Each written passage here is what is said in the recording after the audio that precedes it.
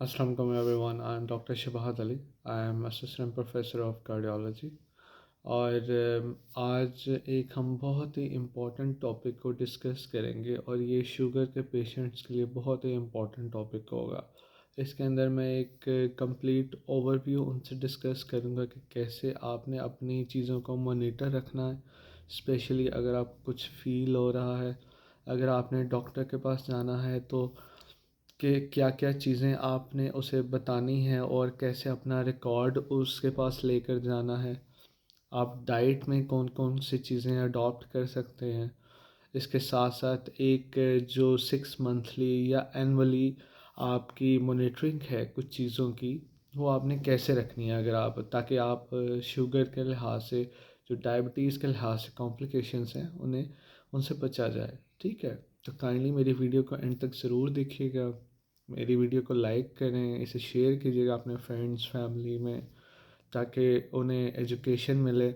और मेरी वीडियोस बनाने का मकसद भी यही है कि मैं अपने लोगों का मतलब बिल्कुल एक सादा ज़ुबान में समझाऊं उनकी सारी चीज़ें, ताकि उनकी डेली लाइफ में आसानियाँ पैदा हों। And kindly like my channel and subscribe it to, और बेल आइकन को भी क्लिक कीजिए, बिकॉज़ हम वेरियस टॉपिक्स को अपने इस चैनल पे टच करेंगे और इंशाल्लाह कोशिश होगी कि और भी डॉक्टर्स को इन्वॉल्व करके एक बहुत ही एक कॉम्प्रिहेंसिव किस्म की एक चीज़ बनाए और लोगों को एजुकेट करें, because my purpose for making this channel is just to educate my community. Okay, तो चलें अब हम स्टार्ट करते हैं। अच्छा, सबसे पहले शुगर। शुगर आप सबको पता है दो तरह की होती है। एक तो अगर वैसे तो कह लें कि अब तीन तरह के पहलुओं में भी उसे जाता है। एक तो बचपन में ही हो जाए, उसे टाइप 1 कहते हैं। एक मैच्योरिटी ऑनसेट, कि अगर आप एक अडल्ट के अंदर हैं और अभी एज आपकी इतनी ज़्यादा नहीं है, अराउंड 20 या 35 के दरमियान की कैटेगरी जो होती है, उसे उसके दौरान अगर शुगर हो गया तो वो मेचोरिटी ऑनसेट, आप जब मेच्योर हुए हैं और उसके अंदर शुगर हो गया तो वो भी है। तीसरी चीज़ ये है कि जैसे हम टाइप 2 डायबिटीज़, जो हम डेली लाइफ में भी बहुत ज़्यादा लोगों में देखते हैं, स्पेशली जो एक अबव 50 या 45 से इन पाकिस्तान, तो अब बहुत ज़्यादा इस चीज़ में ज़्यादती देखी गई है। तो उसे हम टाइप 2 डायबिटीज़ कहते हैं, जिसके अंदर हम फिर आगे फर्दर कॉम्प्लिकेशंस को भी हैंडल करते हैं और बहुत सारी चीज़ें हैं जिसको हम देखते हैं। बाकी इनकी फर्दर सेपरेशन के ये क्यों होती है, क्या है, इसके अंदर हम डिटेल में नहीं जाएंगे, उसको हम अलहदा वीडियोस में डिस्कस करेंगे। लेकिन एक ओवरव्यू देने के लिए, समझाने के लिए कि किस तरह की डायबिटीज़ होती है। अच्छा, लेकिन एक चीज़ मैं बता दूं कि जो टाइप 1 होती है उसके अंदर तो बिल्कुल ही आपकी इंसुलिन बनती ही नहीं है, तो आपको इंसुलिन ही लगानी पड़ती है। जो टाइप 2 वाले लोग हैं उसके अंदर lifestyle modifications, dietary modifications, even के फिर आपकी मेडिसिन की भी कम्बिनेशन थेरेपी, फिर उसके बाद भी अगर किसी को फ़र्क ना पड़े, या कोई कोमोबिलिटी लाइक कोई किडनी डिजीज़ है या कोई ऐसी चीज़ है जिसकी वजह से आपके दवाइयाँ नहीं ले पाएंगे या उसके साइड इफ़ेक्ट्स ऐसे हैं, तो और अनकंट्रोल्ड आपकी बहुत ज़्यादा है शुगर, तो फिर हम इंसुलिन को एडवाइस किया जाता है आखिर में। अच्छा, अब सबसे इम्पॉर्टेंट चीज़ कि हमें शुगर, अगर हम डॉक्टर के पास रेगुलर फॉलोअप पे जा रहे हैं तो वो हमें कहते हैं कि जी 2 से 3 दिन का शुगर का चार्ट लेकर आएँ, और आपको लेकर भी जाना चाहिए ताकि आपकी डोज़ को एडजस्ट किया जा सके कि किस टाइम आपकी शुगर ज़्यादा आ रही है और उसके अकॉर्डिंगली आपकी डोज़ डॉक्टर एडजस्ट करे। मोस्टली आपको जो है वो 2 से 3 दिन का शुगर का चार्ट बनाना चाहिए। उसके अंदर ये है कि आप जो मिनिमम कर सकते हैं वो है कि एक भूखे पेट, मतलब सुबह के टाइम नाश्ता खाने से पहले की शुगर लेवल्स, और रात को खाना खाने के 2 घंटे बाद, पहले नहीं 2 घंटे के बाद। ठीक है, तो अगर आप ये भी ले जाएंगे, और इन बिटवीन अगर आपको कोई चक्कर आ रहे हैं, ठंडे पसीने आ रहे हैं, या कोई भी ऐसी कोई अलामत या थकावट बहुत ज़्यादा शदीद है, तो आप इन बिटवीन भी शुगर चेक करके वो भी रिकॉर्ड में बना सकते हैं, और उसके साथ मेंशन ज़रूर कीजिएगा कि आपने खाना कब खाया था। ठीक है, खाया था, नहीं खाया था, भूखे थे, या जो भी थे। तो ये रिकॉर्ड इस तरह आप लेकर जाएंगे तो इंशाल्लाह ये डॉक्टर के लिए भी बहुत हेल्पफुल होगा, आपके पर्सनल रिकॉर्ड के लिए बहुत ज़्यादा हेल्पफुल होगा।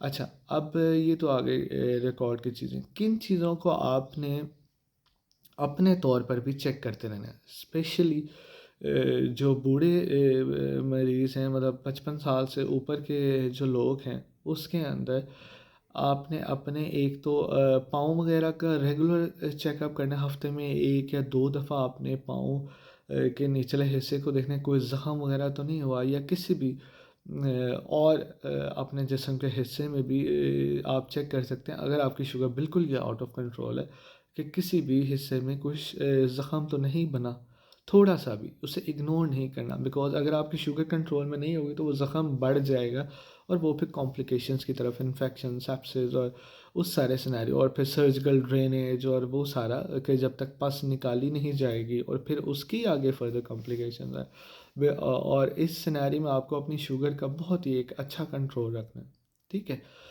तो इसका आपने ज़ख़म जिस्म में अगर कहीं है, स्पेशली पाँव, क्योंकि अक्सर लोगों में जो एक कॉम्प्लिकेशन होती है कि आपको महसूस होना ख़त्म हो जाता है या कम होता है पाँव में, और जब आप चलते हैं आपको ठोकर लगी या आप बैठे रहे किसी जगह पे और आपको पता ही नहीं लगा, आपकी स्किन ख़राब होना शुरू हुई, आपको चोट लगी और आपको ज़ख़म हुआ, ऑब्वियसली आपकी सेंसेशंस कम है, तो वो ज़ख़म बढ़ते बढ़ते बढ़ते बढ़ते और वो कॉम्प्लिकेशन हो जाती है, और बाज़ का तो आगे फर्दर हमें सर्जिकल की तरफ जाना पड़ता है। तो ये एक बहुत ही इम्पॉर्टेंट पहलू है जिसे आपने कहा। बाहर के मुल्कों में ये एक बहुत ही रूटीन है, लेकिन यहाँ पे रिवाज नहीं है, आई डोंट नो, मतलब यहाँ पर एडवाइस नहीं किया जाता है। एनुअली अपनी आँखों का मुआयना भी ज़रूर कराएं, किसी अच्छे ऑप्थेल्मोलॉजिस्ट के पास, मतलब आँखों के डॉक्टर से कराना है आपने मुआयना, ठीक है।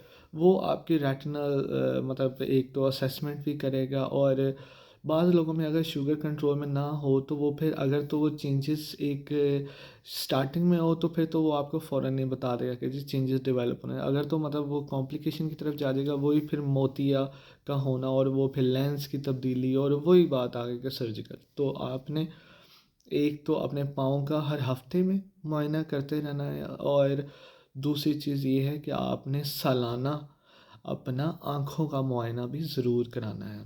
तीसरी चीज़ ये है कि आपने अपने सालाना सारे टेस्ट ज़रूर करने हैं, अगर आपका मसला है या नहीं है। स्पेशली मतलब अपने गुर्दों का भी टेस्ट ज़रूर कराइएगा, बिकॉज़ उससे भी कॉम्प्लिकेशन हो जाती है, और वो फिर कॉम्प्लिकेशन और वो सारा इंटर रिलेटेड सारे सिस्टम्स की इन्वॉल्वमेंट हो जाती है।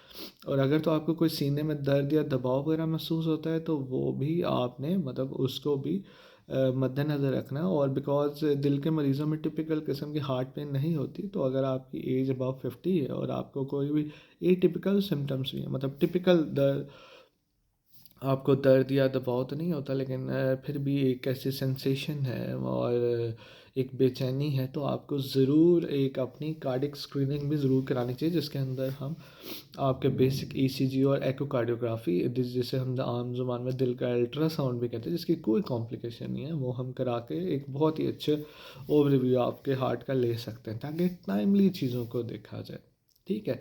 एक और चीज़, मतलब 6 महीने में बाद आपने HbA1c का टेस्ट ज़रूर कराना है। अगर तो आपकी अच्छा, कुछ लोगों में मतलब इसका ऊपर नीचे हो जाता है टेस्ट, स्पेशली उन लोगों में कोई अगर कोई कंजेनिटल हीमोग्लोबिन की पैथोलॉजी हो, या फिर कोई खून की कमी या ज़्यादती वाला हो, उस पैरामीटर में ये चेंज होता है। वरना तो ये बहुत ही अच्छा पैरामीटर है आपको 3 महीने का शुगर के रिकॉर्ड के बारे में आगाह करने के लिए, ठीक है। और ये आपने किसी अच्छी लैब से कराना। काइंडली जो भी एनुअल टेस्ट हो, मतलब एक अच्छी लैब का मतलब ये नहीं है कि प्राइवेट लैब, एक ऑथेंटिक लैब चाहे अच्छे सरकारी हॉस्पिटल की हो, वहाँ से आपने ज़रूर कराना है, ताकि उसके अंदर कोई कबाहत ना रह जाए, बजाय कि हमें दोबारा ना रिपीट करना पड़े या कोई चीज़ मिस ना हो जाए। तो ये चीज़ है।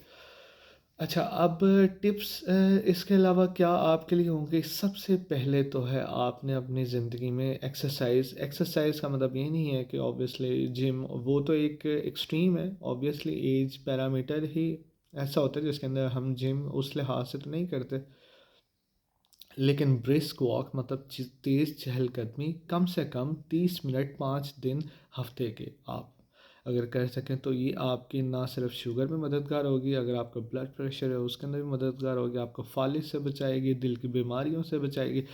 अगर आपको जोड़ों में मसला है तो नरम सोल के जोगर्स इस्तेमाल करें।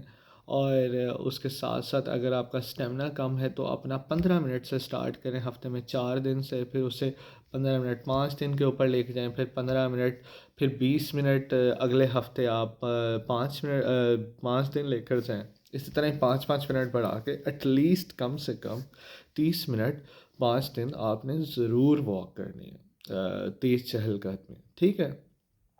करें ज़रूर, कोई भी टाइम हो करें ज़रूर, छोड़ना नहीं है, ठीक है। It's better to do something rather than nothing. और इसके अलावा डाइट्री के अंदर ऑब्वियसली ये तो एक डाइट चार्ट आप प्रॉपर अपने डॉक्टर से लें, उनके पास चार्ट्स बने होते हैं, आप प्रॉपर लें।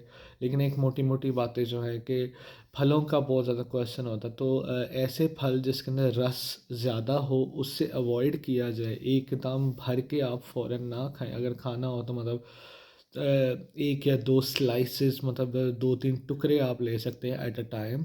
उसके अलावा ऐसे रसीले फल जिसके या मिठास वाले फल जिसकी मिठास ज़्यादा महसूस होती है, समझाने के लिए बता रहा हूँ, उससे आपने अवॉइड करना है। स्पेशली जब आपकी शुगर कंट्रोल है फिर तो आपको मना है वो चीज़, ठीक है। उसके अलावा बेकरी आइटम्स और सॉफ्ट ड्रिंक्स से बिल्कुल ही अवॉइड है आपका।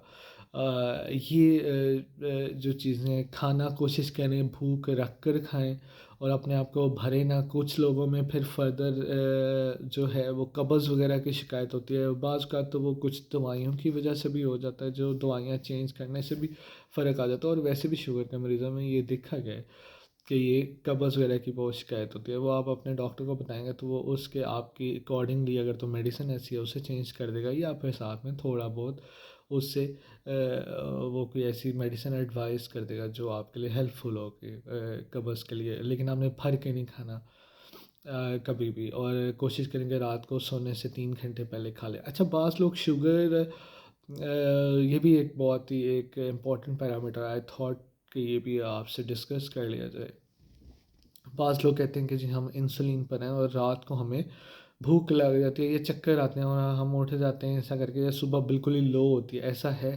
काफ़ी लोगों में ऐसा देखा गया। ऑब्वियसली अगर तो आपकी शुगर ही कंट्रोल में नहीं थी तो हमें इंसुलिन के ऊपर तो नो डाउट वो भी चेक रखना पड़ेगा, इसलिए मैंने कहा था कि आपका रिकॉर्ड बड़ा इंपॉर्टेंट पैरामीटर है।